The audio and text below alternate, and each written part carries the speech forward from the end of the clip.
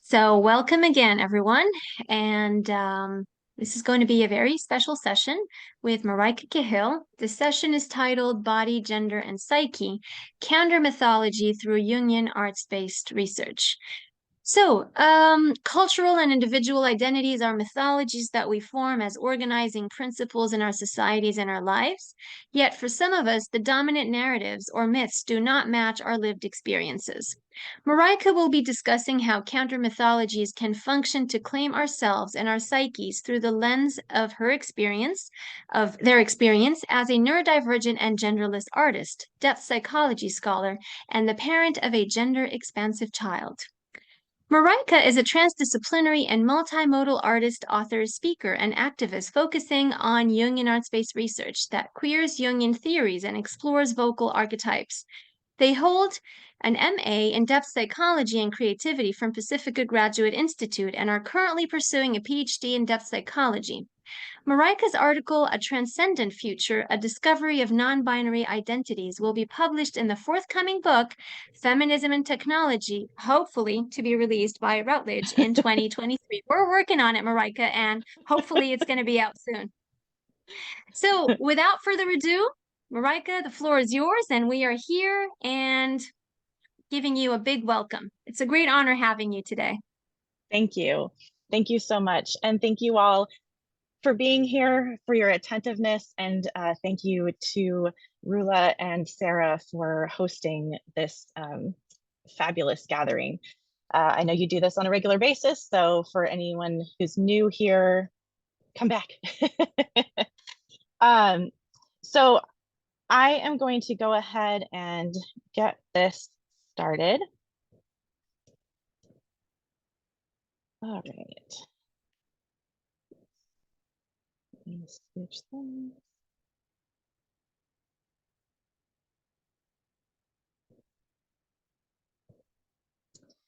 So, body, gender, and psyche, counter-mythology through arts, Jungian arts-based research.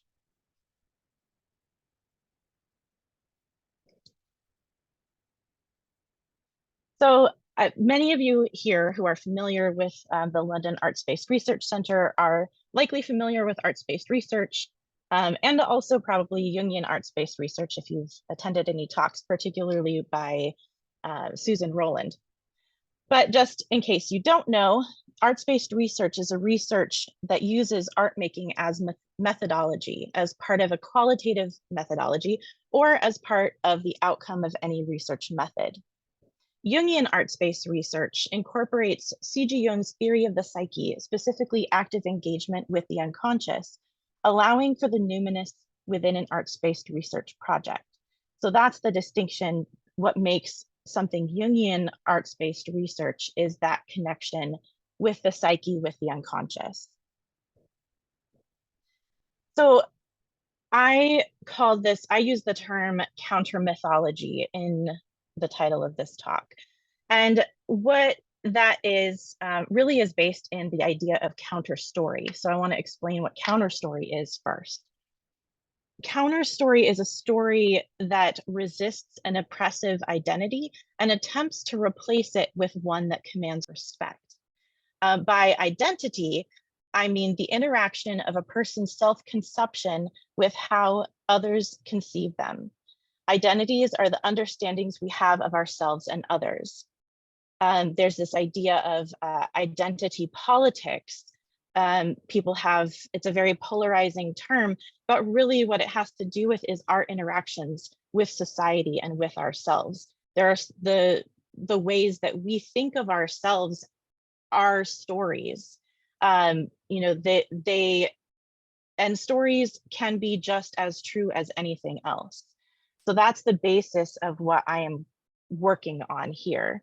Identity can be used in a political sense because politics can tell stories about people and about aspects of who they are and how people conceive of them. Now, I use the term counter-mythology because mythology takes the idea of story even deeper.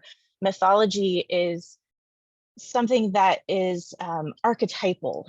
It is something that is primordial and reflective of human experiences that cross cultures and cross all the different stories. When we look at mythology, Greek deities, Norse deities, Mesoamerican deities, African deities, there are these images, these energies that can be found across each of them, such as the trickster.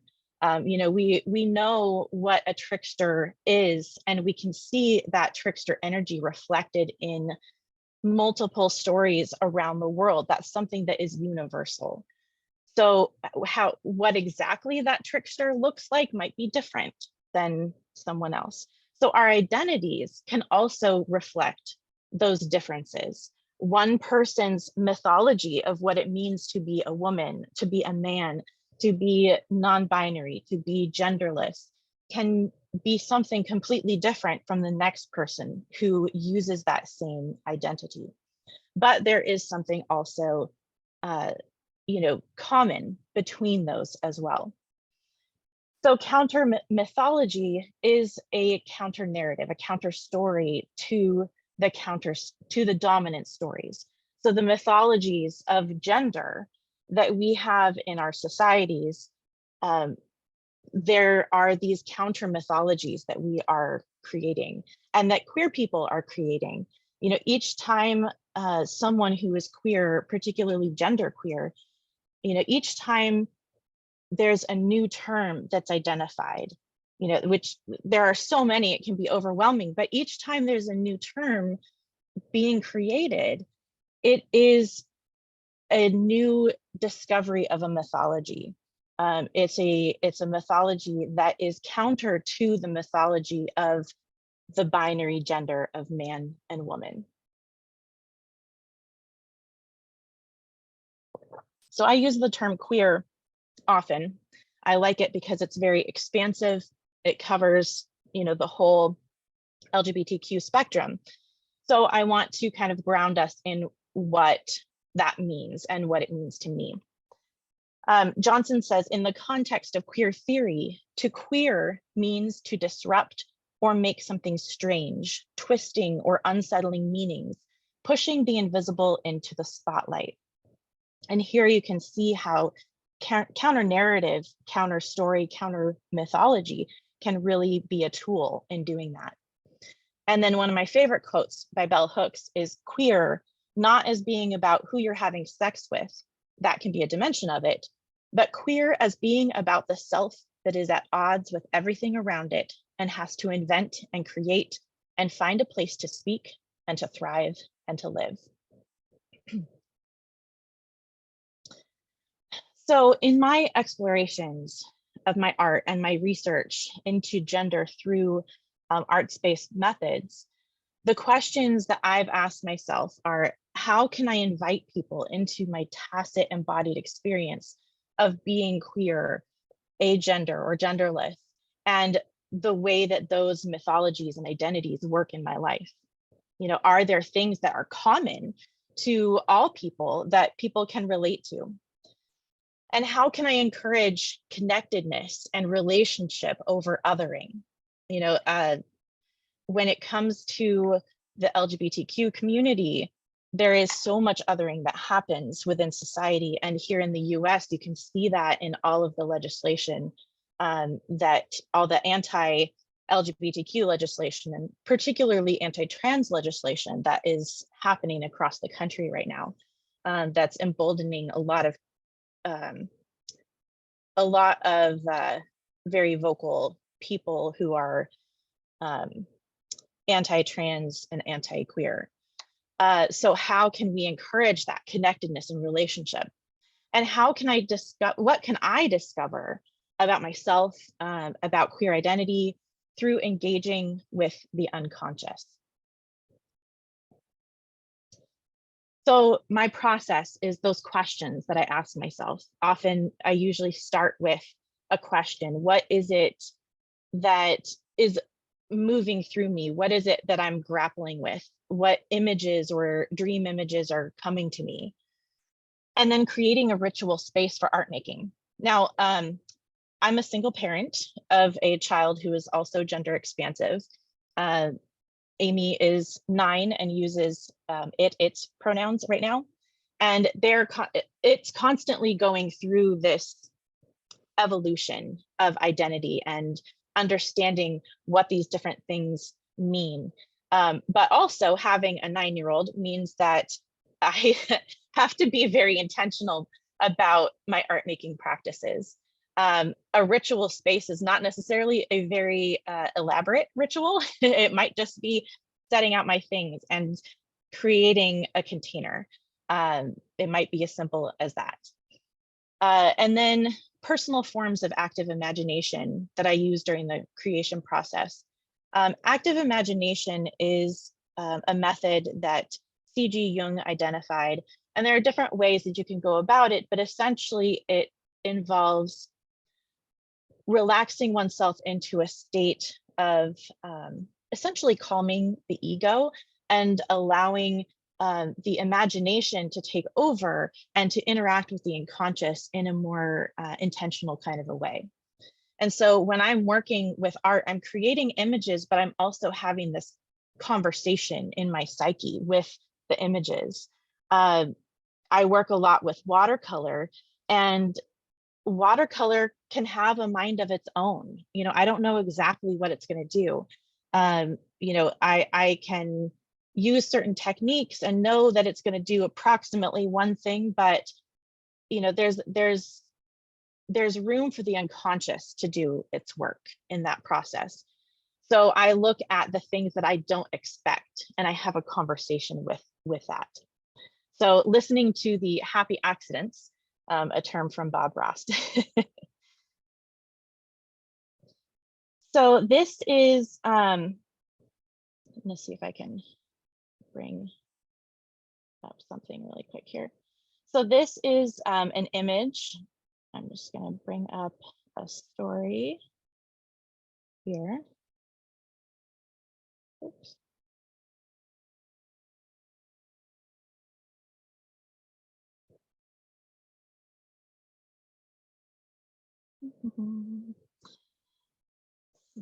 Speaking of happy accidents. Okay. So can you all see the image? Actually, let me see all of you. Yeah, you can see the image. Okay. All right. So working with the technology here. Okay. So there is, I brought this image up. This is actually a drawing that I did when I was 13. I was taking a drawing class, and this is a drawing of a friend of mine at the time. And well, actually, we're still friends. But there is one of my most recent works that's in progress is it's a memoir / autoethnography. So I'm going to read a little bit of it that's related to this image.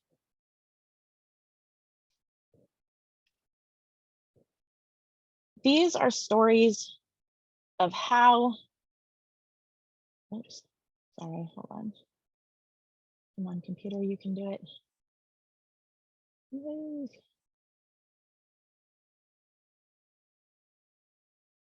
Aha, okay.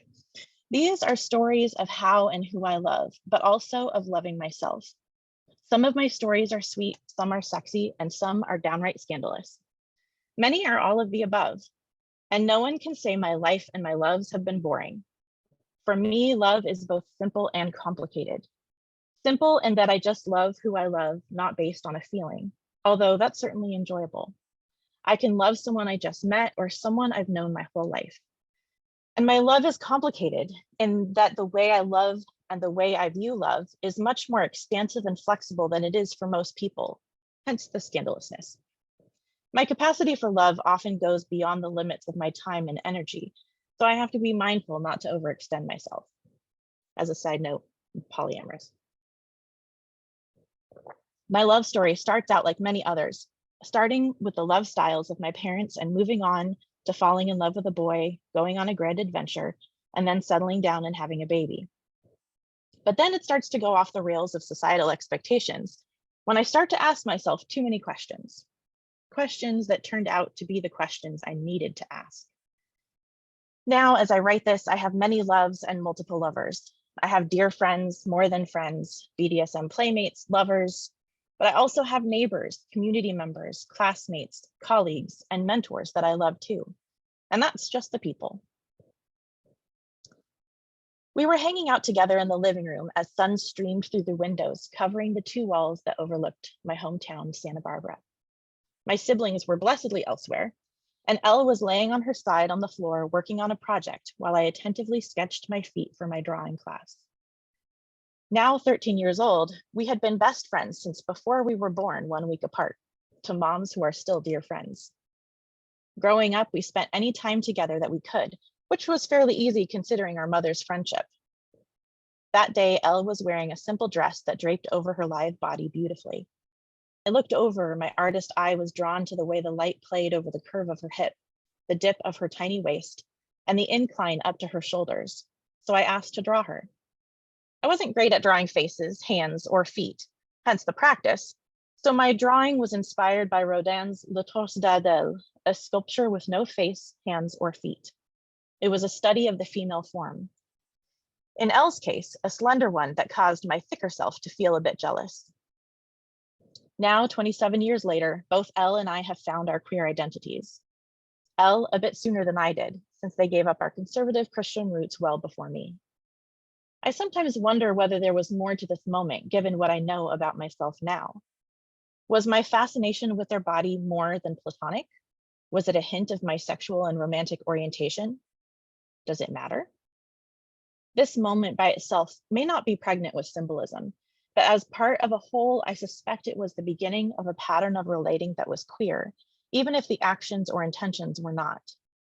If I indulge in reading into it a bit, experiencing any level of attraction while remaining close friends for years was a sign of my proclivity towards relationships that don't fit the typical molds.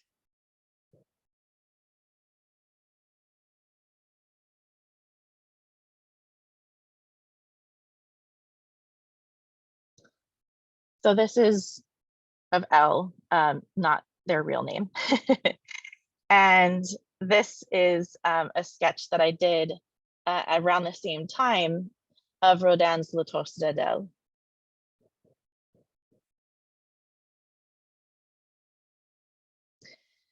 So my current art in exploring gender started in 2021 in the summer, I believe. And this was a series that I did exploring an embodied experience of gender. I personally don't experience gender dysphoria in terms of how my body looks. Many people who are trans or non-binary do, and each experience is completely valid. But I wanted to explore what it would be like, or what I might look like if I did have a masculine body, or a body that reflected how I feel about my gender on the inside, something that people could see. I'm very often misgendered as a woman, and so I wanted to explore that. So I used some archetypal imagery of feminine and masculine things and some things from my experience, such as having breastfed my child. And I did this series of images. And when I got to the last image, when I was kind of exploring what I really, how I really felt, I realized that how my body looks didn't really matter to me. So in the first image, the first image is my body as it looks now. It's a sketch from, or a drawing from a picture. The second one, as you can pretty easily tell, I modified half of my body to look more masculine, to imagine what it might look like if it was more masculine. And then the second one is really what, or I'm sorry, the last one, the third one, is what kind of inspired the name of this series. We Must Be Stars is based on a quote that can be found in a book by Kate Bornstein. And the quote says, if it's, I'm paraphrasing here, but if they are the moon and they are the sun, then we must be stars. Speaking of gender queer people and gender queer identity.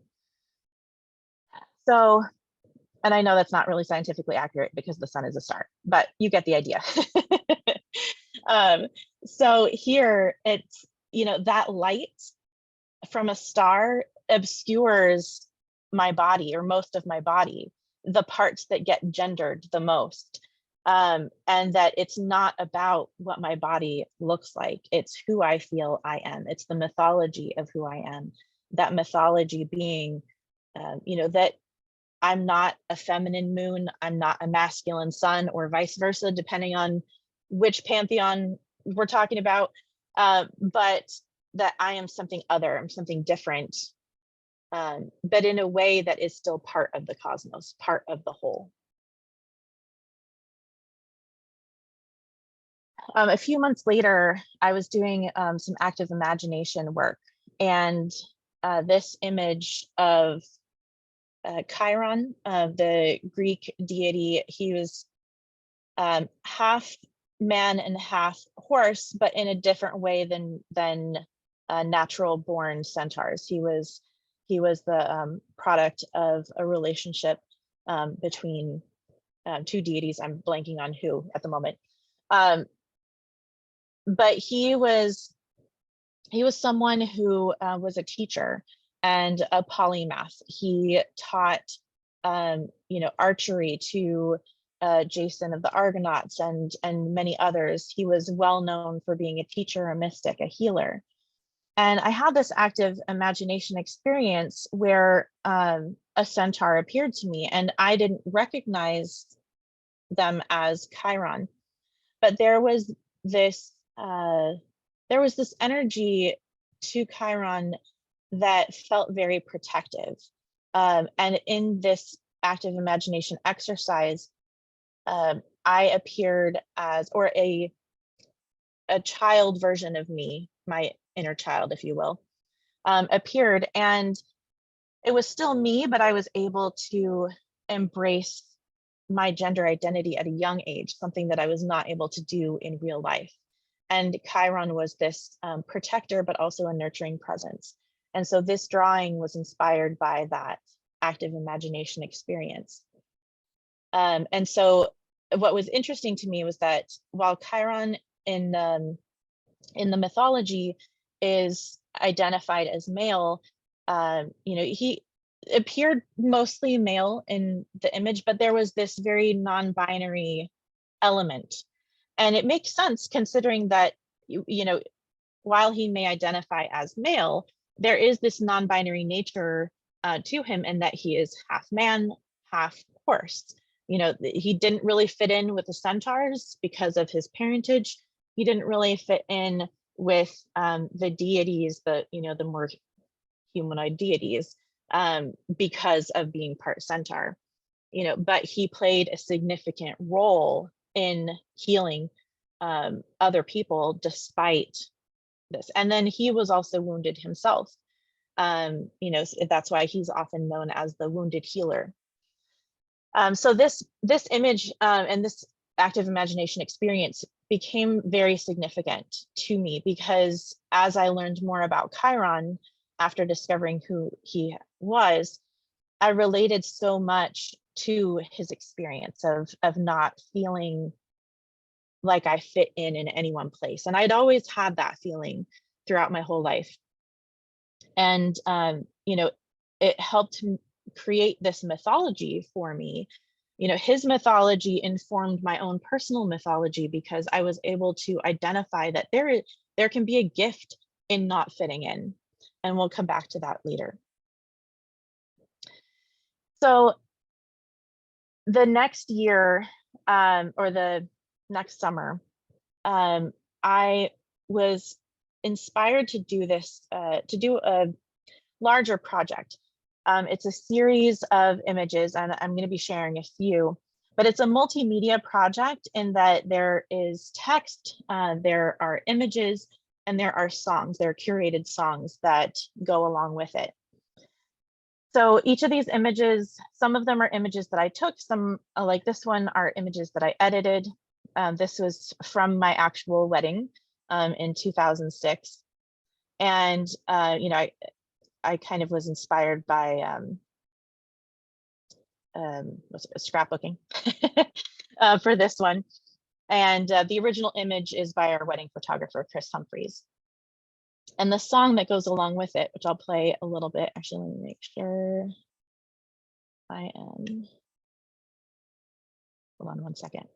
I'm gonna reshare and make sure that I have the sound on. Share sound, there we go. All right.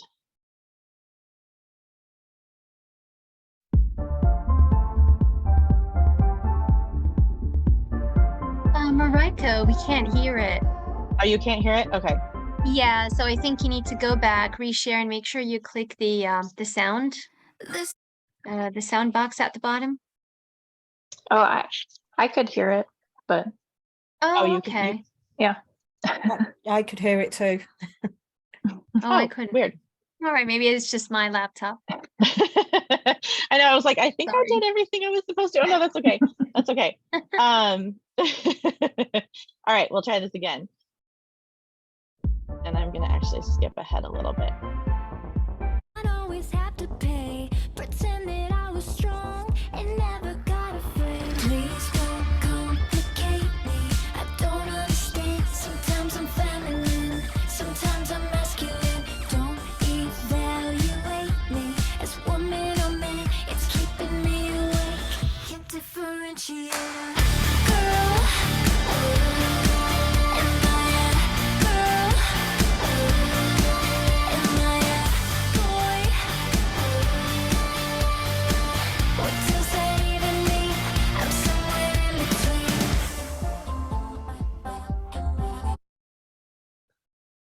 So one of the things I also explored in this project is the body, the embodied experience. And being in a fat body lends a different experience. I shouldn't say most, many people who are non-binary, you know, might bind their chest. They, you know, they're in media, what we often see are, at least for non-binary people who were assigned female at birth, that they often have a smaller chest or a more, you know, a more androgynous kind of body. I definitely don't have that. And so this is both an exploration of what that means for me in the body that I have, but also, you know, in terms of gender, but also in terms of the expectations, the beauty standards that are in our society now. So what I did here was kind of mark places that don't fit into the narrative of what I should look like, both for people who view me as a woman because of my body and people, you know, the media that has this certain idea of what a non-binary person looks like based on the body they were born with. This ain't build a bitch. You don't get to pick and choose. Different ass and bigger boobs. If my eyes are brown or blue, this ain't build a bitch. I'm filled with flaws and attitudes. So if you need perfect, I'm not built for you. Yeah. Bob the Builder broke my. This ain't. But along with the things that can be challenging, or the ways in which society, you know, has these expectations, there's also this beautiful thing in queer communities where we celebrate, we love, we celebrate the joys, and I think that those can be even more impactful, those moments of joy, we know that they are so important, because especially in a world that doesn't view us as valid, in a living in places where there is a mythology or, and systems that don't validate who we are and don't give us space to be who we are, that embracing that joy and that flamboyance can be a way to bring that a counter mythology. And so here, I basically just got really gay in this picture. I wanted to really embody that, like that joy of pride.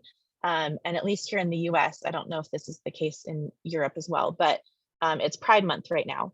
And so, there is a lot of queer joy going around, even amongst, the fear and the oppression that is happening to our community as well. Have you ever felt like being somebody else? Feeling like the mirror isn't good for your health? Every day I'm trying not to hate myself, but lately it's not hurting like it did before. Maybe I am learning how to love me more. It used to burn, every insult, every word, but it helped me learn self-worth I had to earn. So I tried every night to sip with sorrow, and eventually it set me free. Have you ever felt like being somebody else? Feeling like the mirror isn't good for your health? Every day I'm trying not to hate myself, but lately it's not hurting like it did before. Maybe I am learning how to love me more, just a little bit, love me more. Have you? So in comparison to the image where I mark the places where my body is viewed as not fitting beauty standards, not matching what's expected, or the parts that I should not like about myself. In this image and with this song, I'm embracing my body as it is. I believe I'm a part of the fat liberation movement, and that, fat bodies deserve to exist just as much as queer bodies deserve to exist, as much as everybody else deserves to exist in the bodies that they have. And so this image is about the beauty of my body as it is. And you also see that I ended up getting a tattoo of Chiron by a wonderful artist named Roxy Satmi. And, I wanted to embrace the wounded healer in myself, the polymath in myself, and the ways that I can bridge different worlds.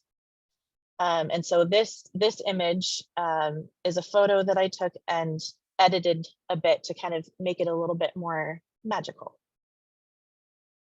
A feather is a ton of bricks,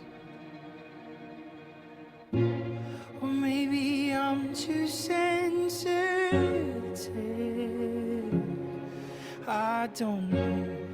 All I can say is this: from now on, I'll try to listen to intuition. Oh, there's magic in our bones. Oh, a north star in our soul. And oh, that remembers our way home.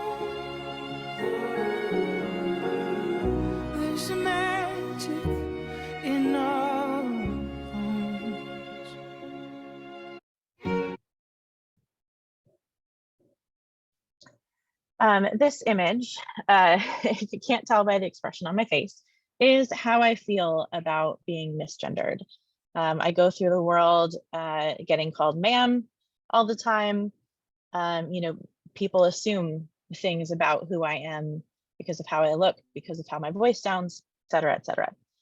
And so this, I really wanted to kind of embody how I really feel. Like I often, you know, I correct people, but you know, sometimes it's challenging. You know, I recognize that someone is seeing me through their own mythology, and what they say to me doesn't really reflect on who I am, but it reflects on who they are and reflects on, you know, how they view the world, and that my existence can challenge others' personal mythology. But that it's not who I am. It's not how I experience the world. Do I lack the evidence? You say there's no offense. So many assume you see. Who is he and who is she? Just met and you think I'm someone else. Well, I'm trying to do me so I feel myself. Assumptions got me so annoyed.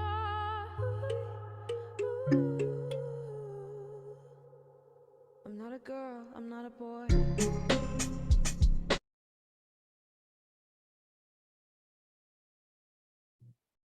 I've had some challenging experiences with family. Overall, my family is very accepting. But one of the things that has really held me through is my chosen family. And so this image, my hand is in the center and surrounded by the people in my life of all ages, ethnicities, and you know, just different types of relationships. And so I asked them to send me a picture of their hand that I could use in this project. And so, you know, these hands represent some of the people in my chosen family. And so I love this song by Rina Sawayama. And this particular version is with Elton John. But it talks about chosen family, and you know, there's all different genders represented in this image as well, different gender experiences, different queer or straight experiences. And, you know, but we all have these ways that we connect with each other.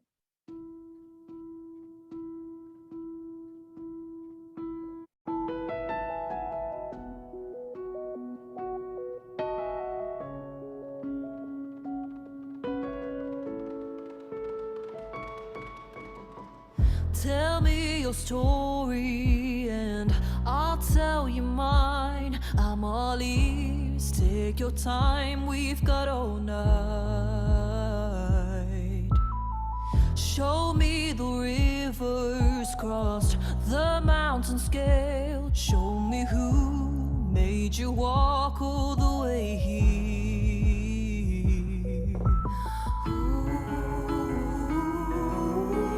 Settle down, put your bags down. You're right now. We don't need to be related to relate. We don't need to share genes or a surname. You are my chosen family. So what if we don't look the same? We've been going through the same thing, yeah. You are my chosen family.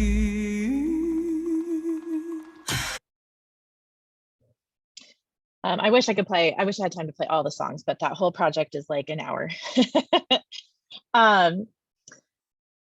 So after that, you know, I was shared my journey of kind of my journey up to the point where I was at that time.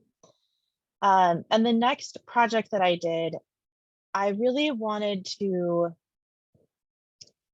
connect to the idea of being, that there are ways that we move through life, that we all move through in different ways, different things that we notice, and that it doesn't have anything to do with gender, but that in being genderless and in being something that is queer and does not fit into the dominant narrative, that my day-to-day things, I'm doing them as a queer person, my day-to-day is queer, but that they are also things that people who may not identify as queer might relate to. And so this was a series of spontaneous images that I took. Most of them were intentionally part of this project. Some of them were, when I went through the photos on my phone, I decided that, oh, this image actually needs to be a part of this project. So some were not intended originally to be a part of this project. So this is called Being. I may skip through some parts. It's about 5 minutes long, but it's just images. And as you can see, it's just, you know, the little day-to-day things, and I'll give a little narrative throughout. But mostly for this project, I really wanted the images to speak for themselves.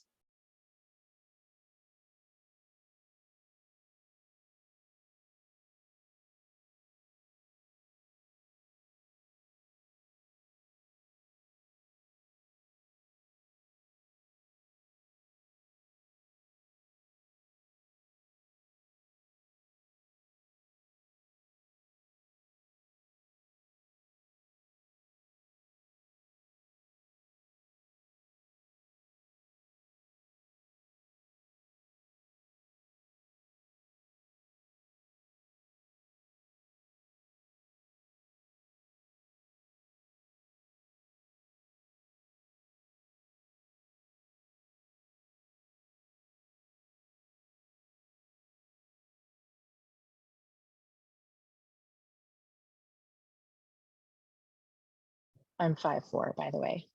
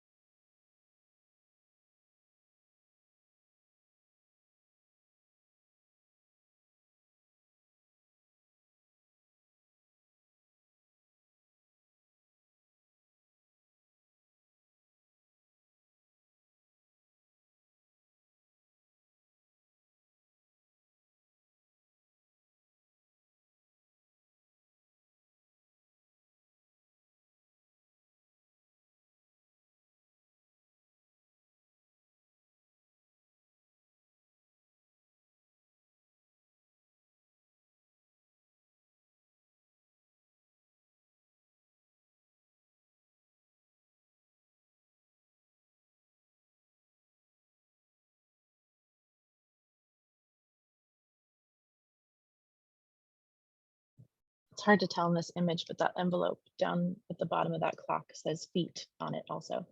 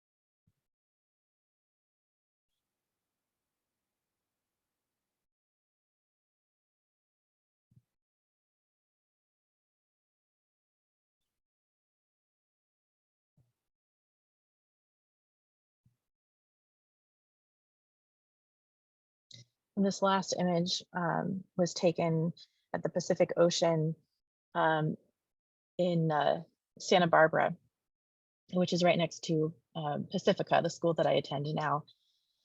And Santa Barbara is my hometown, as I mentioned earlier. And so this is significant because the ocean represents the unconscious, the deep unknown. And, Pacifica is all about the unconscious, the depth psychology. That's what it refers to. And so there was this sense of being home, but not just home as in the place I grew up, but at home within myself, at home within my psyche.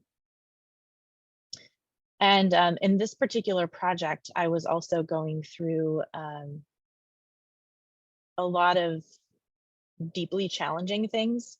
I was going through a court issue at the time, and it was very stressful. And some of the pictures, there's little hints of that, like there's a legal document in one of the images, and some of the stress that I experienced at that time was related to that, the sensory overwhelm. So this project is really about the little intimacies of being who I am, the little things that people may not see, and inviting people in, rather than forcing out, this is who I am. It's like, here are these little vulnerabilities, these little intimacies, and maybe you can relate to them. Maybe you can relate to this image or that image. Maybe there's something that reminds you of yourself, and you of your experience, and that maybe we're not so different. Maybe we can find reflections of each other. In another active imagination exercise, this idea of connection and of transcendence, of two opposing things coming together, it came to me. And this one first came as the image in the bottom right corner, where you see this stone that's breaking apart and all of these little pieces are kind of coming out of it. It was this idea of, kind of representing humanity, that we feel this sense of being split apart, of being individual pieces, but that we're all really part of one whole, and that we can come back together, we can reconnect, that we can always go back to that sense of connection and being a part of the same thing, even though it may not be exactly the same as it was before we were split apart. And then also this connection again with the ocean, with the unconscious. And so I'm going to read a poem. I'm just going to escape, out of that really quick. Let me bring this back up for you. Hold on one second.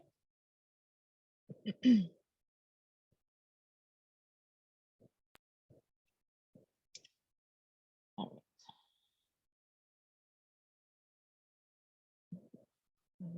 right.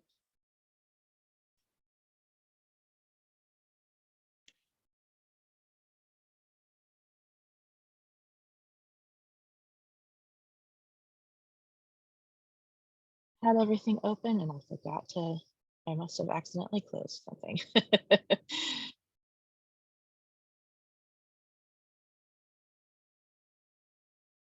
Well, guess I won't read that one. It's going to take me a minute to find it. But yeah, so that's that image. Let me get us back going here. And then lastly, this is my most recent project as of this weekend. And one of the things that I've really been exploring is this idea of not fitting in or moving between worlds, really. This Hermes kind of an energy. Hermes is a Greek god who is a trickster, but he also is able to move between all of the different realms, from the gods to humanity to the underworld, and act as a messenger between all of those worlds. And that there may be this sense of not quite fitting in. Another deity would be like Loki, that he didn't really fit in. He was always moving and shifting, being a shapeshifter, not quite fitting in, wanting to fit in, but not quite fitting in. And obviously you can tell I relate to the trickster, trickster energy. And so this image is, this image is actually a dynamic image. I called it dynamic universe because not only is there this web that connects everything, but the celestial bodies actually move within the picture. And I'll show that to you in just a moment. So this image, the work itself doesn't look the same because it's been moved. And so there's this connection between all of these different realms represented, this web, like a spider web like connection, one that twists and turns. I used crochet to create this kind of web effect, which goes back to my own ancestry. I learned to crochet from my grandmother, but then I'm a self-taught watercolor artist, and that's something that I explored on my own. And so this image is this connection of all of these different worlds, and I had to allow for those happy accidents. Some of the crochet ended up being, instead of the right side facing, it was the back side, what would be considered the back side facing. And when I was thinking about what that signifies, it's like, oh yeah, in the future, now I know, might know how I can do it differently. But for this project, I really wanted to delve into what does that mean? That unconscious thing that happened in the creation of this project, what does that mean? And it made me think about perspective, that while this image is relatively flat, it's a bit three-dimensional, but it's relatively flat, that if I go into the image, if I go on the other side of the web, then I'm going to see the front side. And so it's all about that perspective, that the sense of not fitting into one particular place can have a negative feel. And for much of my life, it did. But that there can be a gift. If you look at it from a different perspective, there can be this gift of, oh, I can move through different worlds. I can connect different worlds, that there is this gift in that for me. And so that is one of the things that really came through the unconscious and really came through for me in terms of understanding this, that really these counter mythologies are about perspective, that one person's personal mythology might relate to the dominant narrative, and that is valid, that's their perspective, but that another person's may not, and they have to create these counter mythologies, and or find them, reclaim them. There are these stories, if we look at mythologies that have been around for hundreds and thousands of years, that there are queer deities and deities that represent queerness that we can find, that maybe that queerness was erased through colonialism or whatever else, patriarchy, all the things.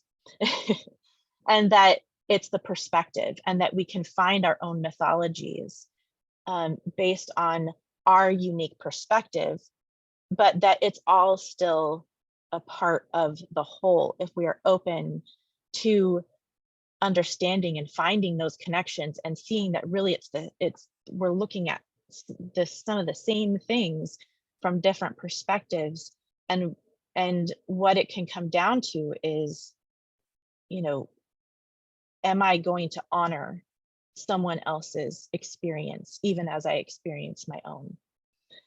So I'm going to stop sharing here so that I can show you this, and so that you can see a little bit more that these all move. You know, I wanted it to be dynamic, like I said, just like the universe itself is dynamic, that we are always dynamic. You know, I'm always changing. And so now it's a little different, but still all there.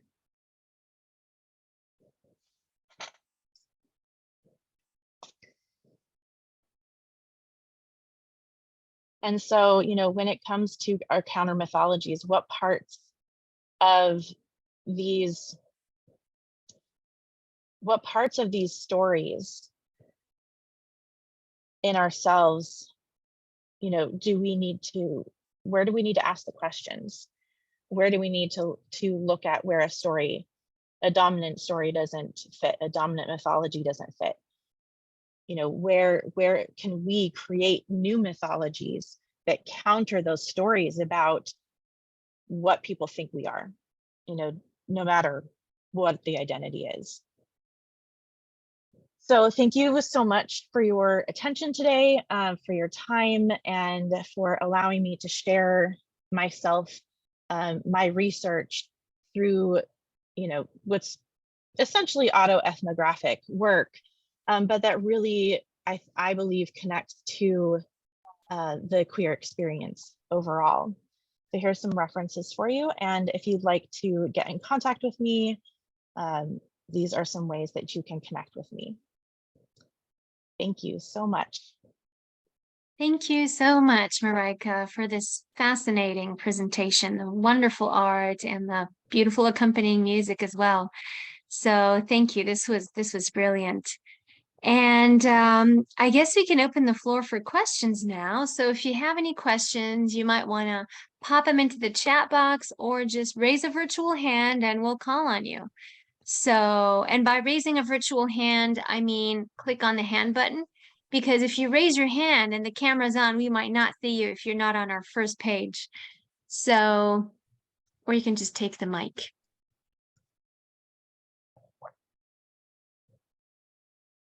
Right. Okay, it doesn't look like we have any questions in the chat box yet. And let me set this on gallery view just in case you see any hands up. Kirsty has a question. Hello, I'll jump in just to avoid the quiet bit. Yeah, so I mean, I know I've had this conversation quite a few times with Routledge, but I had a really interesting conversation on Tuesday about it. A lot of what you're talking about and a lot of what Jung talks about is kind of what Roland and people talk about as the feminine. And obviously, I mean, I got challenged on Tuesday to actually create my own language because we're in a situation where the language just doesn't work. But I think it's really interesting because you're because you're using mythology and the archetypes and things like that, but also when you're bringing in Hermes and the trickster, and I'm always drawn to kind of the Greek and Norse goddesses in inverted commas, but actually how unstereotypically feminine they are, that they, you know, you've got the goddess of war and love and things like that. And I think there's so much to kind of sit with your work, to try to pull these kind of threads, which is interesting. In that image at the end, you've got all these different threads that there's so much involved in it. But it's, and I think, you know, you spoke about your child and that it's got its own language and you've got your own language and things, but it's, how do you feel about I'm trying to get to a question here instead of just ranting, sorry. No, that's okay. You know, you're doing a PhD. How do you work that with the restrictions in language that we have? Yeah, well, honestly, that's why I'm doing the PhD, is to change the language and to queer it, because there are times where I find myself using the terms feminine or masculine because those are the terms that people understand. There's a certain understanding we have of what those words mean. But when you really start to dissect it and look at, okay, what does feminine mean? And then you look at the representation that is in different pantheons, and it starts to fall apart, because like you were saying, you have the goddess of war and love, and you have Dionysus, who often is depicted in very feminine ways, and that, or for example, one of my favorite examples is Kali Ma. She is a mother, but she is also this really powerful, and kind of aggressive energy. An aggressive energy is usually, described as masculine. And so things really start to fall apart if you really pick at everything, because we all have these different elements, and one characteristic can be what we can be associated with someone who is feminine or masculine. And so there's a lot of questions there, and the language is really lacking. I think that there are different ways. For right now, the way that I try to describe it is by breaking it down. Instead of labeling something as feminine or masculine, getting down to what the actual terms are, like aggressive or nurturing.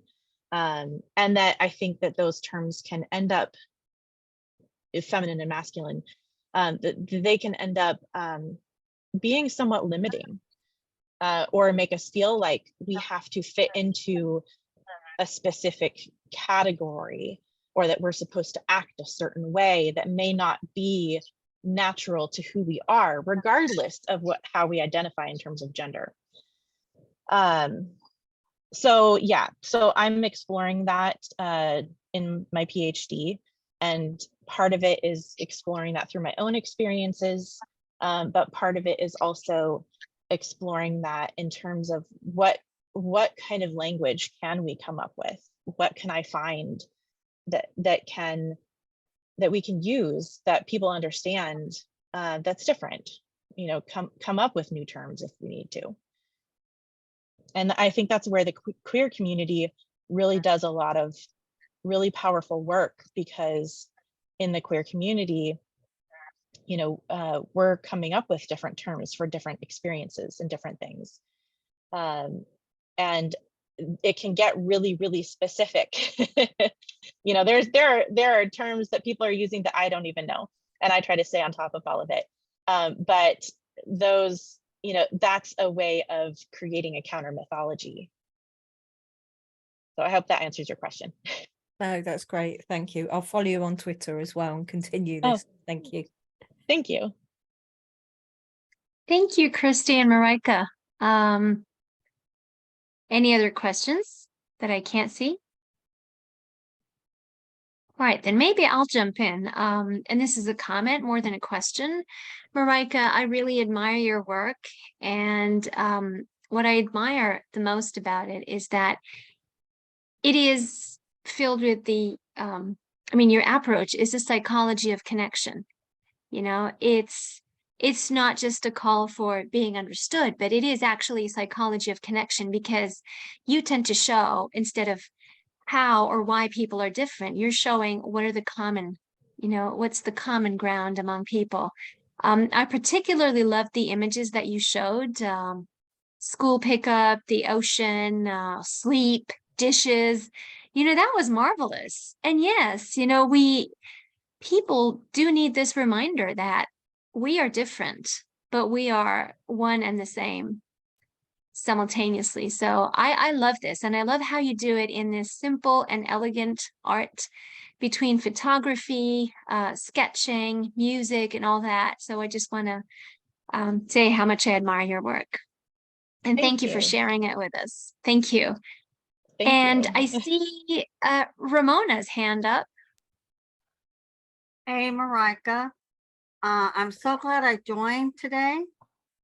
And I just want to say that as a Pacifica student also, that Pacifica is definitely a place where people on the margins or have been marginalized on the fringes find their tribe. And I want to say that I can't wait to read your dissertation and see what new vocabulary that you have created, because that's what it's all about, is creating. Yeah. Whether it's words, whether it's writing, whether it's art, it's all about creating and coming together, but being an individual at the same time. And you know, I love you. I love you too. Thank you. No, thank you. I appreciate that so much. And yes, I don't think I could do what I do without Pacifica, even as I sometimes feel like I can be a challenge. There's a mutually beneficial honing that happens. But yes, you know, the depth psychological perspective, you know, depth psychology is not as an overall field, has not always been particularly friendly to queer people, but there are more and more of us who are being called to it and feel this connection to it. And that there, I think it is this idea of archetypes and stories and mythologies, because we live in those, and I think in a more conscious way, and that there's so much within it for us. We just have to kind of add some tweaks. and that's where what I love so much about the mythology program is the fact bringing that forward and creating new mythologies or reworking old mythologies in a new way. And you're doing that too. And I think it's absolutely amazing and beautiful. Thank you. Thank you. Thank you, Ramona. We have a comment from Valeria in the chat box. I wanted to say I found your presentation very beautiful and inspiring. Your art made me remember this artwork from Byla Gold-Hental, which is used by Donna Haraway in her book, Staying with the Trouble.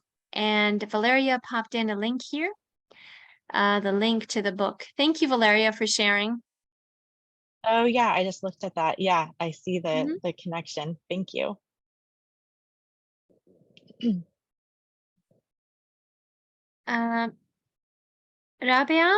Rabia said, thank you, Marieke, for everything you've shared with us. Such beautiful art. And thank you, Roulette. Thank you, Rabia, for being here, for giving us the opportunity to be here. This was truly wonderful. Thank you, and thank you for joining. Yes, thank you.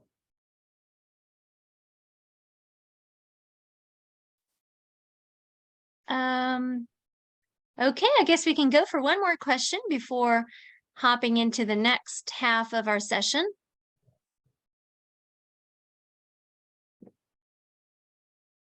So I guess this is it for now. Marieke, feel free to leave your email address or Twitter or Facebook or whatever social media account you'd like to have in order to keep the connection.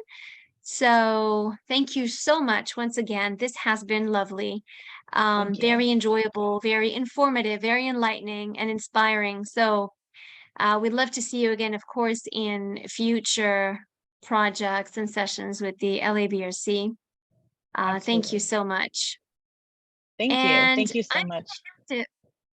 Thank you. I'm going to hand it over to Sarah. You might want to go and take a 5-minute stretch, and then we'll come back. And then Sarah will be taking care of our poets and other presenters. So see you in 5.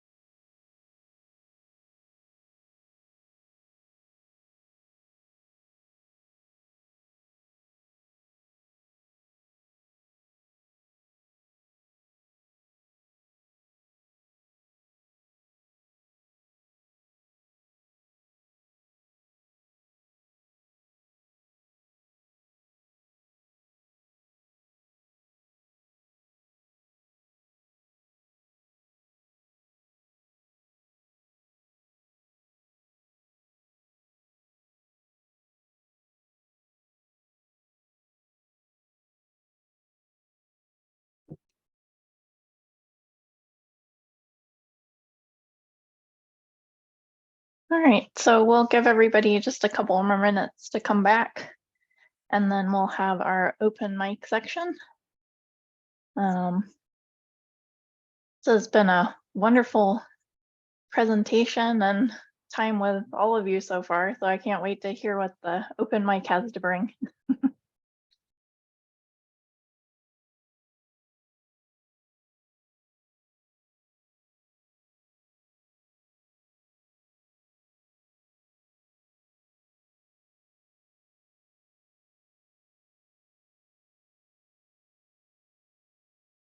So Marieke, I'm glad you're still with us. I wanted to thank you so much. It was just a fabulous presentation and so much to think about and such a visual and sound-filled feast. It's really enjoyed it. Thank you. And I know there was a poem that you had wanted to share that you couldn't find, and I didn't know if you wanted to try to find it and share it during the open mic section. Oh yeah, I would be happy to do that. Yeah, I can bring it up. Okay. So I don't know if you have it right there, you could start us out. Otherwise, we'll fit you in once you find it. Actually, there it is. I found it. Great. Well, why don't you start us out? All right. I can't remember if I shared this one before, actually. I don't think I did, but it's one of my favorites. It's complicated. Grief sits behind the heart, simmering, burning the chest like a ball of fire. Gaping hole in the chest, a stab wound or a circle torn open, getting stabbed again. Melting, liquid glass oozing into the shape of your body, cooling to fragile. Hardened stone exterior protecting the fragile glass that pierces when it breaks. The knife, a memory or a relationship that reopens, a response that stabs over and over until the broken glass has pierced and cut and you bleed everywhere, especially in the old wounds, the tender wounds, the ones you forget until something pokes and you wince in pain. Looking at hands covered with cuts and you wonder, how did this happen? Despite knowing the answer, the one that is hard to swallow, too familiar in its shape, with bitter and sweet taste. Lay down, let the wounds hurt. Gently wash them like babies, for they are yours. Let the salve be applied by those who bring love. Open your heart again, wiser this time. Beautiful. Thank you. Thank you. I'm glad we didn't miss it. Thank you for remembering addition. that. Thank you. Right, so up next we have Hedy Habra, and Hedy is gonna share some artwork and poetry with us. Whenever you're ready. Oh, yeah, I'm ready. Great. Just a second. Exit full screen. My mouse is playing tricks on me. I don't know. Oh, Anyway, so I'd like to read a couple of short poems. The first one is an ekphrastic poem, so I would like to share screen. great. And this is a painting. Can you see it? It's Yeah. by Leonora Carrington, and it's titled Birthday. And the poem I'm going to read is, or did you think I'd never find the way out? After Birthday by Leonora Carrington. It took me a while to wake up from a life not lived. I'd lost count of hours lying on a bed of algae. Not an Ophelia by vocation. I tear open my silk shirt, free my mind from layers of false pretense. The sound of a voice startles me with words strange as shooting star landing on my lap. Walking through endless corridors, I open door after door after door, find myself squeezed within each paneling, as though framed within my past, in a surplice, paso doble solo, one step forward, another backwards. I move in the dense air as in a dry aquarium. The last door faces a mirror outlining a woman I never knew. So this poem is going to be in a new collection that is due to be published in September. The next poem is also inspired by art. And the poem speaks for itself. It's titled Dream with Art Teacher. 2 nights ago, as I walked at dusk in my front yard by the low brick wall flanked by 2 Chinese lanterns, my art teacher appeared, holding salmon-colored branches he arranged against the brick wall in a zigzag, then triangular shape, reminding me that the larger ones should stand apart. He aligned smaller ones in succession in his freestyle ink brush painting. This is the ideal composition, he said. Avoid symmetry and let air flow between the lines, the way a painting breathes with hidden meanings. Suddenly, the nude figure of a young woman emerged to my right, seen from the back. She slightly turned her face, and I could see her profile. As night fell, her body glowed like an opaline lalique sculpture.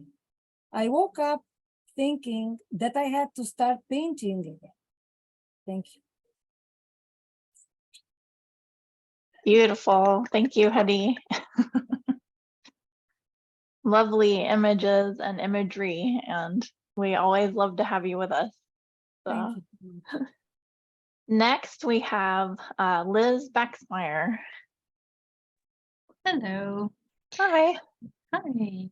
I want to say I wish I'd been able to get here earlier. I was teaching a class and I came in late, and I'm kicking myself because it would have been I missed a lot of really amazing stuff. So I'm definitely going to connect where I can and check out more of your work. It looks beautiful and sounds beautiful.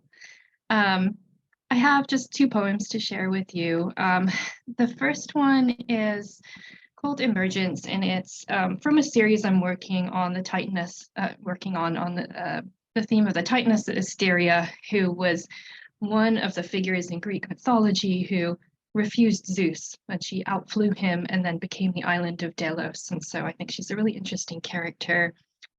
Also a necromancer of dreams, which is cool and interesting. And anyway, this is part of her journey and kind of diving into the ocean and what her journey may have been like before she rose to the surface. In the ocean, you are suspended, moving across waves in tidal increments, the salt slowing your journey. This is not how you used to move, how you crossed hemispheres, yet here you are subject to earthly time. You used to gaze down from your celestial post before you escaped in the form of a bird, only to dive deep, deep beneath the surface and cast your island from below, like glass forming from lightning bolts, penetrating sand, petrifying its molecules with a kind of terrifying magic. When I awoke on this raft-like bed, the sound of your breathing, I felt relief and plunged back into the deep with you. I followed your tail, always a few feet in front, obscured by plankton and mist, past crabs and razorfish, down further into the abyss of womanhood, the place they never speak of because it's too far, too dark, depleted of oxygen. From there you formed your island, layer upon layer of pearls and coral and boldness and language, until it surfaced and the first flower grew from the first fallen star, fed by the richest, blackest soil, and nourished by the lullabies of a million grains of sand turning to sea glass under storm-filled earth and skies. And the second I have is called, thank you, Entwife. She lays out her daily tasks, allocating a limb or a finger to each. A spindled branch will become a pencil to write lists, a weaver of baskets, a conductor of breezes. Her twisted roots, now limber from being stretched and contorted over and over, like the tendons of an accordionist, are piled loosely at the base of her trunk, allowing her to move from the way of falling leaves, or lovers who might carve their names into her strong, bark-roughened torso. She is both marked and unmarked by the passing of time and duty, a sentinel, a mother of birds, a crone, in the midst of others who would share their earth, their stories and roots, the very sustenance of their being, and sup groundwater together from deep earthen wells. So she becomes and sings with wood resounding voice to the day and the day and the day, until the forest birds no longer nest in her ears and on her aged bones. Thank you. Thank you, Liz. I I feel myself in both of those poems. I can feel the mythology alive, and it's really, really lovely. Thank you. Next, we have Laura Lewis Barr. Thank you. My poem is Letter to a Dairy Queen Server Who Wants to Be a Theater Director. I watch as you wipe tables with a dirty rag, your mind on her, the cheerleader. Unnoticed crumbs scatter to the floor while you smile. Off to college soon. How will you choose each turn and twist on your theater quest? Who will you schmooze? What will you refuse when cheerleaders become mothers and the mortgage is due? The stars of Capricorn caused my affliction, a prediction I'd win a Pulitzer or Tony. Either was acceptable, but I was susceptible to constrictions of breath whenever I engaged in the friction of making fiction.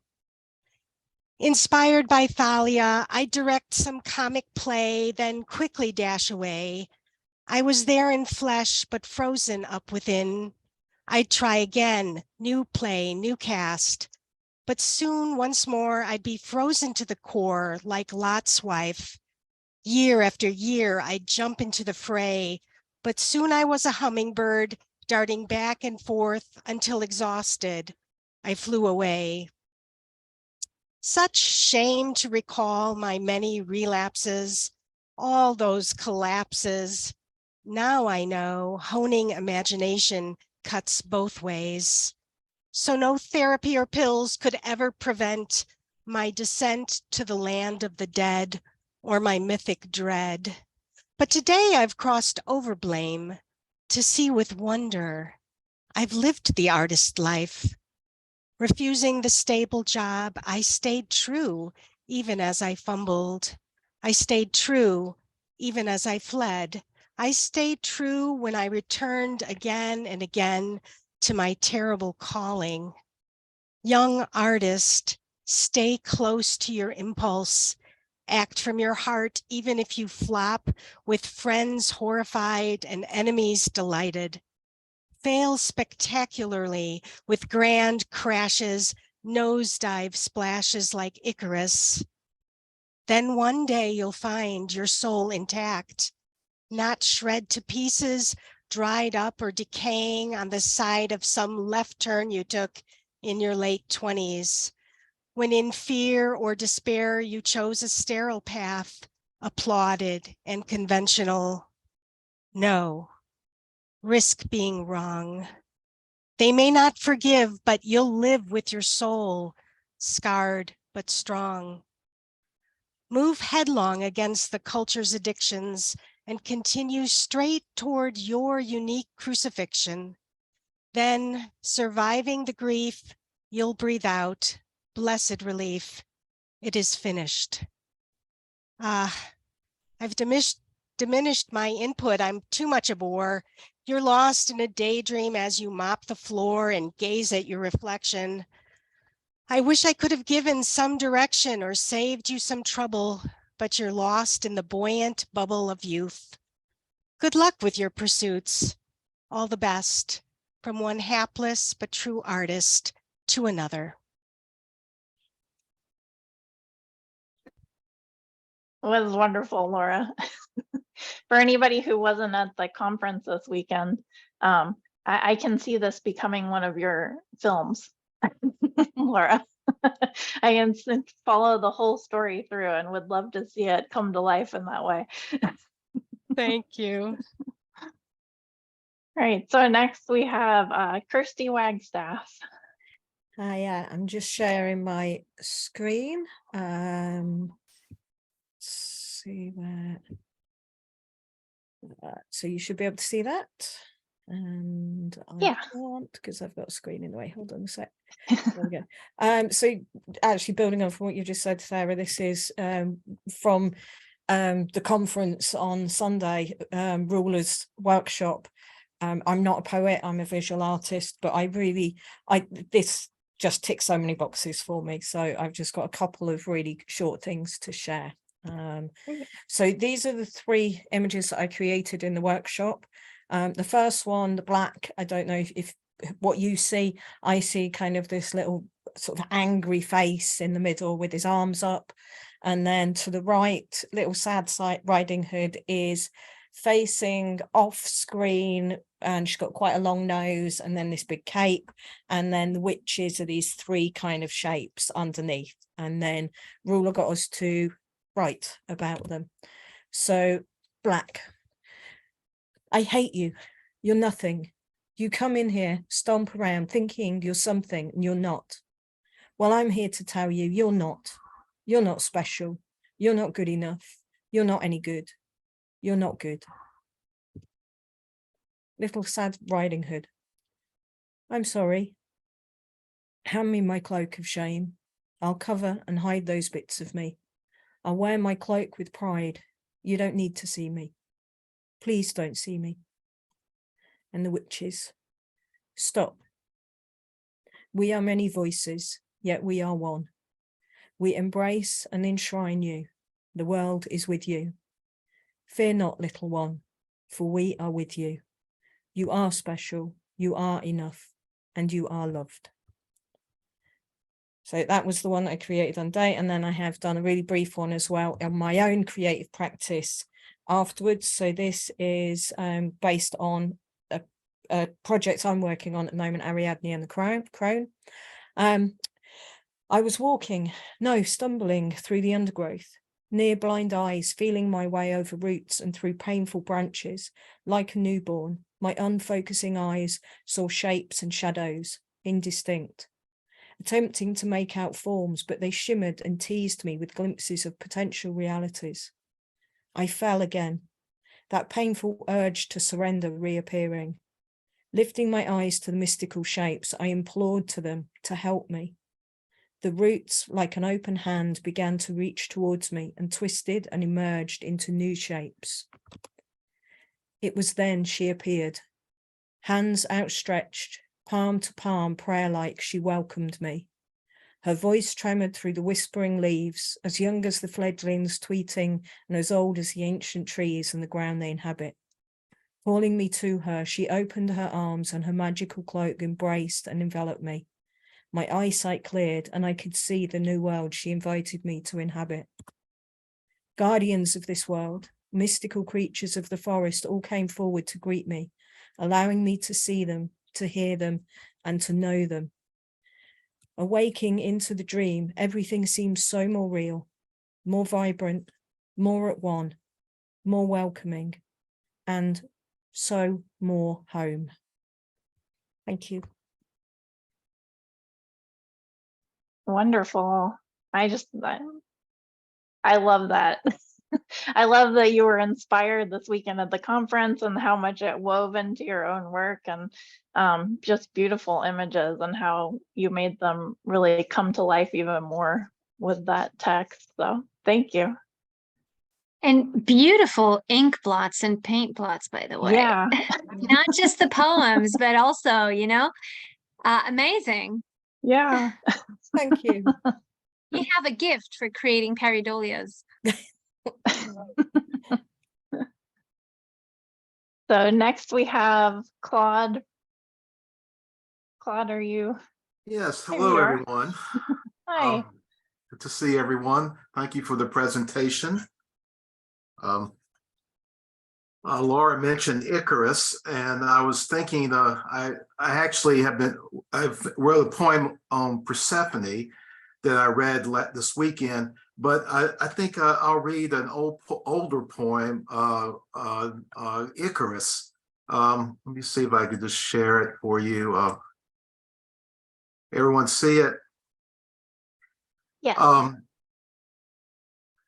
Yeah, this poem I wrote several years ago. I actually, I met Robert Lowell at the British Museum when I was a student. I actually found a picture of Robert Lowell and Peter Taylor walking in front of the museum. And I was too shy to take it in front of them. Robert had eloped from a psychiatric unit where he was recovering from an episode of his bipolar struggles, which is well documented in biographies and writing. When I first met him for the first time, he was running down the Elgin Marbles and he was screaming at the top of his lungs, "I am Icarus," which I was 18 years old and I really was speechless. And Peter just said, you know, just follow my lead and everything will be fine. And it was. I really loved Robert Lowell in many ways, but also his episodes were quite a handful. Later, a dear friend of mine that I was in training with in New York City, who also suffered from the same illness that Robert Lowell experienced, succumbed to the depressive side of the illness. And I found the news out of the loss of his life when I was at a conference out in California. Our Pacifica friends will know Angel Island and near Sausalito. And I was actually on the ferry when I read the news on my phone. And so this poem came out of thinking about this terrible illness, and at the same time, the myth of the falling of a powerful flight, which led me to think about the Icarus as I was going across the waters of San Francisco Bay. The poem is called Icarus. From under the evening land, the death ship comes, gray Chiron, undeterred. Turns out to be the 515 just in from Angel Island, Cove, and Cliff. The pilot paunched but angular, his profile for a prow. He's talking loudly to himself again, a leaking faucet in the time of drought. No more a boy's adventure in his voice that shaped the face to shine like pirate's gold, and sang of orchards in the noonday prime, when oranges peeled easily for once, and porticos, their arbors left to chance, half listed into heavy seas of hyacinth, became a summer's argosy beyond the China suns, the vagaries of pulp familiar mutinies and wars. He waves as if to say goodbye the moment he arrives, as if he hears the last of life about to brush his pulse, the ticking of a reel before the great fish strikes and runs. Each night after the rum and coke has blurred what's left of any lights, he rises from his nowhere in particular and fights to lose his shoes, then stumbles into bed to drift where Damon Darks will sleuth again his sunken sleep for wreckages of dreams. He weeps like Daedalus, still searching for his son, as oceans tumble overhead with cloudy latitudes for shore, and sea waves fall into their sound among the trees and what comes down. The water in his body pools and builds to break on flesh, like harbors fraught with moorings and the tangle of the tides. Aboard in time, we navigate to props, the cinders of a misty dusk revive and catch. With low salutes that shield the fire of a fading glare, our shadows trawl the wake for retrospect. We lean to watch the port where once we stood recede with shores that fall across, not down. Beyond the sky unending, truths or talk, beyond peripheries that gain by loss, beyond your christened sleep, our Icarus. For here, your death comes daily, where the seagulls float like feathers lost from wings that journey still, and sails take on your final breath, the hold until the heavens blue or sun desires cold, and hieroglyphs of rivers wind their riddles to the sea. And goes without farewell, the moment marked in gold, with evening on the waters like a sinking flare. And who to ever know the fate you fashioned long ago, rehearsed the burning hemispheres of heart and mind until it was not foolishness nor failure found your steady wings, but great release, a peace accomplished by your plan alone, exact as every measurement of bone and studied cut, the weighed undying variables of air and stars you sleeved. You found your out with craft and will, no span of flight withheld, found out from towns that tribed their troubled into citizens, where but for each tomorrow could such goodness be believed.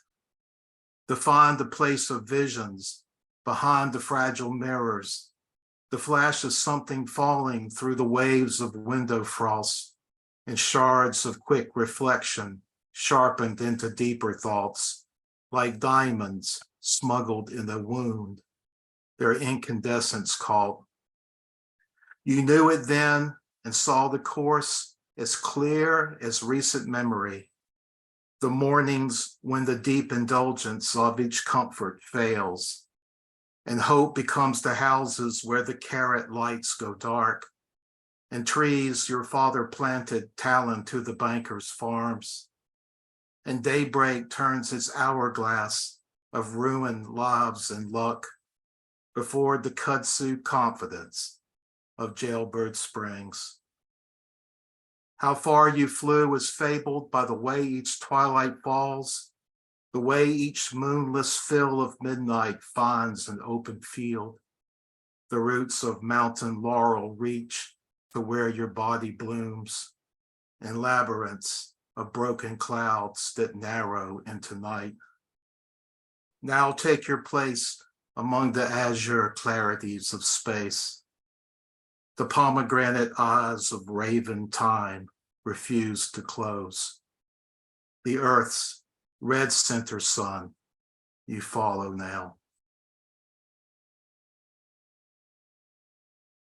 Thank you, Claude. Thanks. Just lovely. We have so many mythological figures coming up today. We're in a pantheon here. Great. So next we have Emmy. Hello. Hi. Hi. I'm hoping the kids are going to let me oh, okay. They're going to let me read fairly uninterrupted. So I'm just going to share a few poems from a series I wrote a few years ago, where I mixed up dream images with bits of my journal. So kind of surreal poems. It follows me, this polite revenge. In a green dress, a universe of opening. You're waiting for someone you want. When the house collapses, it will bring down the house adjacent to it. I know he's dishonest. The plants crowd out the windows. You weren't there. I didn't see you. One of us does not exist. We live our compromise slowly. I'm one of those women. In the kitchen, you drain your cup. One day, we'll write that dream, a story.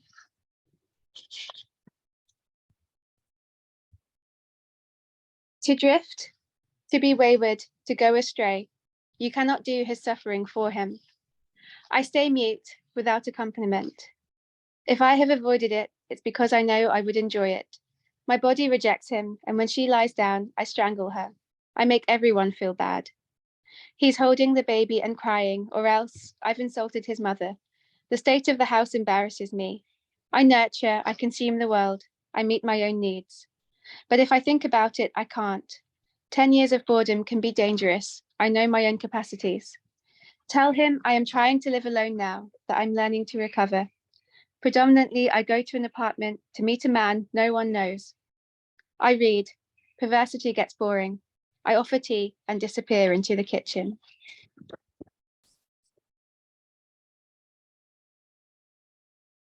I didn't want to see her. I wished her well. Then I fell asleep almost anywhere. I looked at every picture she took for 2 years, examining her hunger from a distance. Once we set out for the lifeguard station, uninteresting, not well read.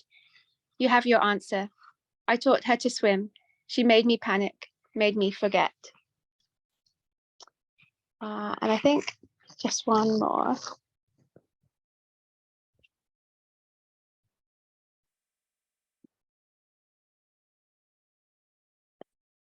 Once he's finished being interesting, he's boring. Dead babies are born. Words mean what he wants them to mean, and the plumbing breaks often. The air tastes of snow.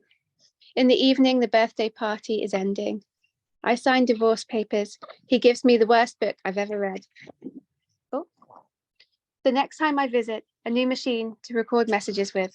I walk around the house, memorizing. There's nothing left to write about. A choice is always a loss. Thank you. Thank you, Emmy. Thank And you, love- Emmy and Aura love to see and these Juniper. Yes, little hands reaching. Hello there. Oh. Oh, So, and I think we have one more. Glinda, you wanted to share? I have to stay far away from my dogs and hope the battery doesn't die. I'd like to share kind of an ekphrastic poem, not precisely, but it's about an artist. It's about Marcus Yakovlevich Rothko. And I was inspired by reading about his life.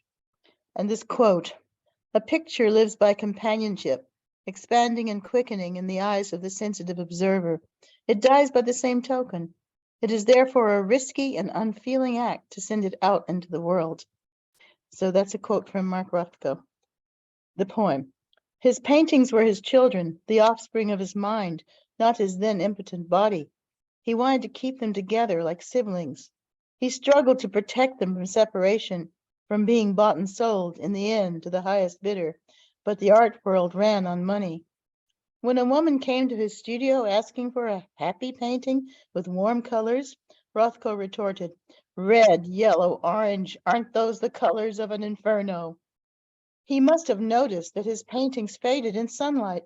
Lithol red and ultramarine were fugitive pigments. Perhaps that explains his antipathy to natural light in his studio. At the age of 67, he killed himself. His suicides left his paintings, like his 19-year-old daughter and 6-year-old son, bereft without their father. He died as he painted in his dark studio. Barbiturates taken, arteries cut, white long johns, black socks, his own red blood framing him as he lay on the floor. We don't know his reasons. Was it despair, or fatalistic acceptance that life from here would not improve? There was no suicide note. Silence is so accurate. His art was not about color relationships. He wanted to express tragedy and doom. The painting itself was the experience. He said, "To those who think of my pictures as serene, I would like to say, I have imprisoned the most utter violence in every inch of their surface." That poem. A bit dark, but so was the work in some ways. Do you want to hear the poem about the Judas goat? Have we time? It's not too long. Yeah, go ahead. Okay. I came across the phrase "a Judas goat" and I didn't know what it was, so I looked it up and was horrified by what I discovered, that there was an island in the Galapagos which had goats had been brought, and instead of like bringing them back to Ecuador to give them to poor people, they decided they would take a war against them. So that's what this is about, and it's in the voice of the goat. I'm speaking as a goat because some people didn't realize that when I read it before, so I'll just say that. "They captured me on my island. Then they took me to their base camp, sterilized me, put a radio collar on me, and threw me back home. None of us could remember how or when whalers and pirates brought our ancestors to the Galapagos. I heard them call me a Judas goat. I didn't understand. The first time, I rejoiced to see my friends and family again. Then I heard the buzzing of their helicopters' wings, and death rained all around me, and bullets from above. Panic. Bucks, billies, does, nannies, kids fell down, crying, bleeding, dying all around me. I could not save even one of them. Only I was spared to tell the tale. The second time I understood, they had sent me out to lure other goats to be shot, and they followed me again and again. Every 2 weeks for a year they came. I lived with my nightmares. I wondered if in the end, the other goats could smell the fear from my body, if they could see the terror in my eyes and face. Knowing what would happen next, I tried to chase them away from me, away from danger. Some learned to hide. For all I know, are hiding still. The humans were pleased with themselves. They did me the favor of letting me live, alone, with my memories of massacres. I cry for my lost companions. I stand on a rise of land, watching as the boats unload their human tourists in the hundreds. The guide points to me, explains that I am the Judas goat. I would like to tell them that that is wrong. It is they who have betrayed me. That's my homage to the goat. Goats are actually very intelligent. They recognize facial expressions. They prefer smiling people. And they did that to them. Yeah, scientific proof. Well, thank you for letting me read. Thank you for sharing, Glenda. This has been a beautiful time. And I want to note very briefly. Sarah, you were going to read something, right? Oh, we don't want to miss your poem. Sarah. I'll read. This is a found poem that I shared at the conference this past weekend. It was part of my collage presentation, and the background of it is all collaged. And it was part of what I used for my dissertation research. And so the upper corner square had words in it that I would pull out to inspire my writing when I got stuck, and then I would stick them on the outside of the envelope. But the found poem is titled Wandering. Here there is a northern feel, a landscape of wonder. I wander to the other end, nowhere I've ever been, quite far away, with no borders, outside but inside. The rise and set happen. It's perfectly aligned. A tunnel, not a cave, just enough.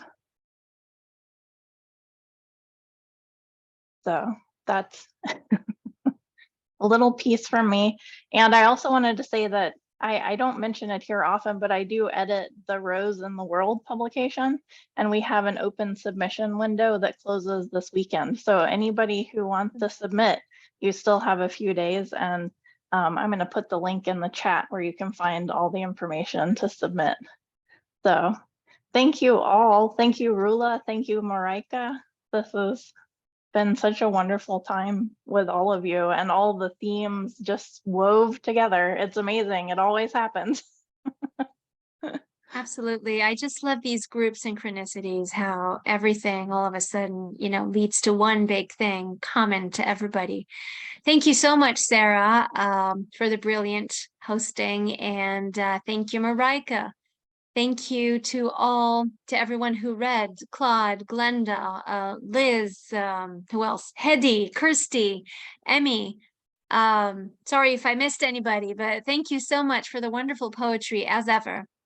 And our next PsyCreative session will be on the 3rd of July.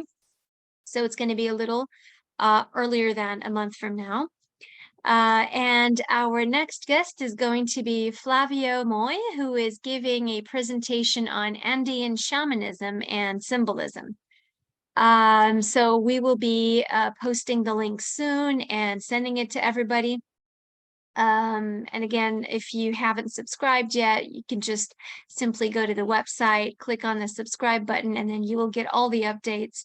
And if you have social media, we're on Facebook, we're on Twitter, we're on Instagram, so you'll be able to stay in the loop of things. The conference last weekend was an amazing conference. I also want to thank everybody who joined and who presented their amazing studies and methods and arts-based research. So it was a real joy, and we look forward to having more of these projects in the future as well. So thank you all once again. Have a wonderful day. And speaking of submissions, Indelible isn't open to submissions yet, but we are now currently in the final stages of working with the proofs. And hopefully we will also be announcing by end of next week when our launch event is going to be. So thanks to everybody who made this happen. And thank you also for your patience. I know this has been an unusually long time since the issue has come out, but as you know, so many things happened. And, you know, I'm surprised. This is like a miracle baby. So we are so happy that this issue is actually coming out. And thank you all for participating in and contributing in with your poems and everything else. So have a great day, have a great night, wherever you're joining us from, and see you all very soon. Bye-bye. Bye. Bye. Bye, Sarah, thank you. Sarah, are you going to put that link in the chat? Oh, I did, but it's Yeah, we'll keep it roseintheworld.org. on, yeah. Yeah. So I won't end the session now so that everybody can copy the link in the chat. I'll put Stay it again. for a minute. Let's see. Oh, Oh, there I it is. see. I see it. There you go. Well, there it is. Okay. Thank Yeah. you. Thanks. Thank you. Bye. Bye. Bye.